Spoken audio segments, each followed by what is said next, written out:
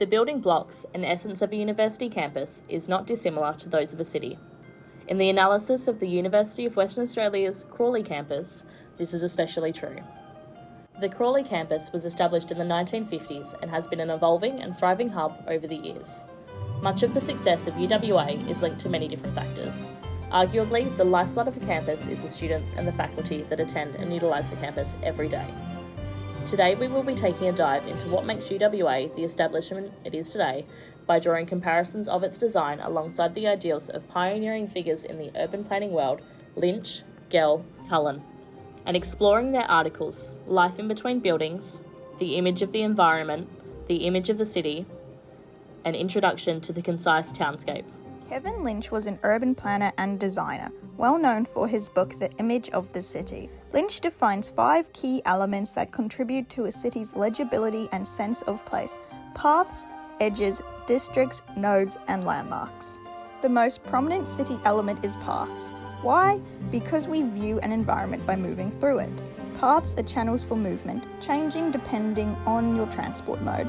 UWA is designed for walking, with wide, clear paths. Paths are extremely important for legibility because they provide structure and order to the environment, making navigation much easier. Saw Promenade runs nearly the entire length of UWA. Saw Promenade leads to most major UWA destinations, including the landmark of Winthrop Hall.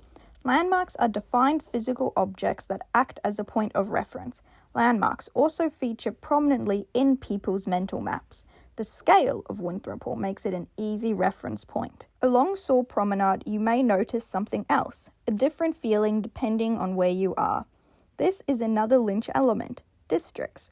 Districts are areas with distinct character and purpose. At UWA, the most obvious districts are related to areas of study. Architectural style often defines districts and helps show the district's purpose.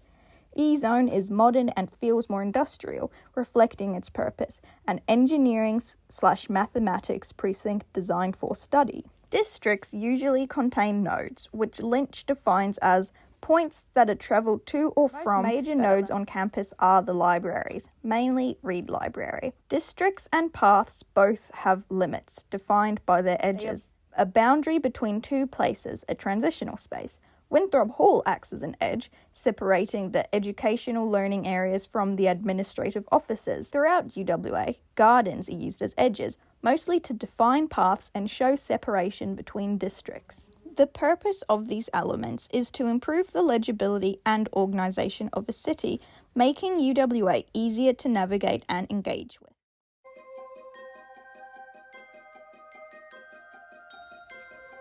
Gell proposed that the vibrancy of a city was reliant upon people and the 3 activities that occurred between buildings.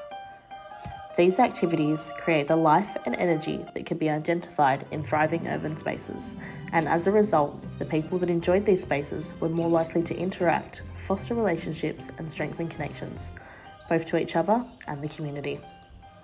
Gell articulates that the 3 types of activities that occur between buildings are necessary activities, defined as tasks that must occur.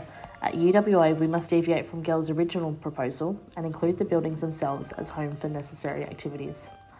As the primary purpose of the university is an educational facility, the aesthetic of the campus plays a minor role in attracting students.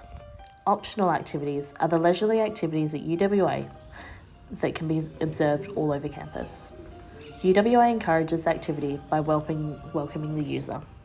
The campus is well lit and visually appealing, covered in greenery, a mix of architectural styles and public artwork. Spaces like Guildhall and the Shakespearean Theatre are major attractions, often bustling with people, which further invites more people. At any given time, you will find students lounging about and studying on the amply provided seating overlooking the river. Trees provide protection from the weather, and the grounds year-round can be enjoyed. The northern side of campus, with spaces like the Sunken Garden and Hackett Hall, is especially popular. Notice that while these spaces between buildings are intended for a place of reflection, it still oozes life and invites you to linger. The people that visit UWA choose to do so, and this speaks the most to Gell's ideals. Lastly, we have social activities. These occur simultaneously as necessary and optional activities and add to the overall experience. The campus exemplifies what Gell describes as high quality and interactive environment. Almost all spaces at any given time are rife with people, However, this does not translate across the entire campus. The southern side of campus has much of the same amenity as the northern, however lacks the ambience and atmosphere which attracts people. Kevin Lynch's analysis of the quality of a place considers both its spatial form and the people that interact with it. Lynch presents 5 dimensions of performance: vitality, sense, fit, access, and control, and 2 meta criteria: efficiency and justice, that can be observed at UWA. Vitality, the ability of the physical form to provide for the basic needs of its occupants, is evident at UWA. There are multiple facilities spread across the campus that support our survival, from cafes for food and water to toilets for necessary bodily functions. For occupants to navigate to these facilities, they must clearly perceive and connect to the physical campus, indicating sense. UWA has multiple recognizable structures that guide you through the university, from the iconic Winthrop Hall to the modern Reed Library. UWA's campus has expanded and updated through its years of operation to accommodate new fields of study and new students, showing its evolutional fit. Recent additions like eZone in 2018 represent this development of the built form to adapt to its engagement. To access the campus and buildings within the campus, UWA facilitates multiple transport opportunities to suit the different needs of its occupants. These include biking, walking, or driving to the campus, and ramps, stairs, and elevators into the buildings. The control of a place is the extent to which those who use, work, or reside in the place have control over their uses and access. At UWA, the campus is publicly accessible, however certain areas require the use of a student or staff ID card to enter. Within all 5 of these dimensions of performance, efficiency and justice operate. As the UWA campus has expanded to fit more people and activities, a certain sense of the university is lost over its sprawl to the business school, as fit has been valued more than sense. In terms of justice, disabled people experience the cost of this sprawl more than other individuals, as navigating the long campus can be time-consuming. Gordon Cullen's work was mostly based on the idea that cities should be designed from the point of view of the moving person. This is known as the kinesthetic experience. Cullen's 1960s book, Introduction to the Concise Townscape, explores this idea of creating drama and sparking emotion through the manipulation and grouping of buildings, through 3 main ideas, including optics, place, and content. Optics refers to the suspense of what lies beyond the next turn, or the contrast our mind creates through juxtaposition. The suspense created as I walk through this enclosed tunnel, wondering what lies beyond it, as the emerging view of the open space creates a big impact. Place. Place is our reaction to our position in an environment. As I'm entering the library, I might think to myself, I'm entering it, or I'm in it, subconsciously recognizing my position.